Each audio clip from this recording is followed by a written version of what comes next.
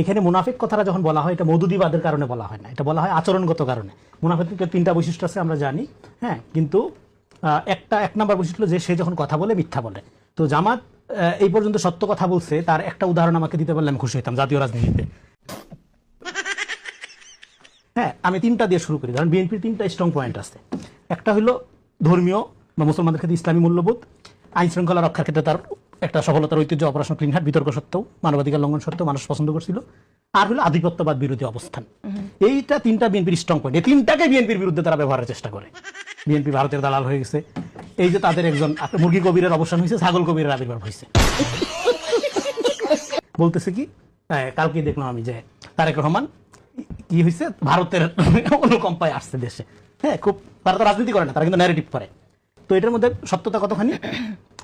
ওসমান হাদি মারা গেল, ভারতের সমস্ত মিডিয়া বললো একটা টেরোরিস্ট এক্সট্রিমিস্ট লিডার নিহত হয়েছে, এবং বিডিআর বিদ্রোহ নামক সেনা হত্যাকাণ্ড যেটা আমরা বলি, সেই সেনা অফিসারকে যে হত্যা করা হল, বিচার নিয়ে ভারতের কি অ্যালার্জিটা আমরা জানি। এবার তারেক রহমান আইসেই ভারত যাকে টেরোরিস্ট মনে করে তার কবর জিয়ারত করতে চলে গেল।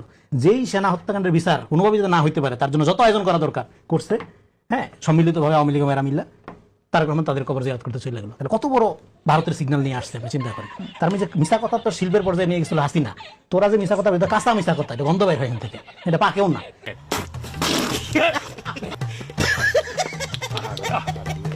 তো এইরকম মিশা কথা বলার দরকারটা কি যে কোনো ব্যাপারে? তারপরে আপনি ধরেন তারা যখন কোনো ব্যক্তির সমালোচনা করে, দেখেন গণতন্ত্রের ক্ষেত্রে আমরা বলছি টলারেন্সি ফার্স্ট, ডেমোক্রেসি সেকেন্ড।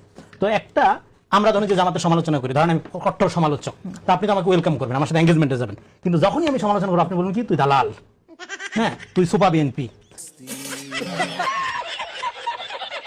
তা আমি শুধু বিএনপির দালাল হলে সমস্যা, জামাতের দালাল হলে আমি নিরপেক্ষ।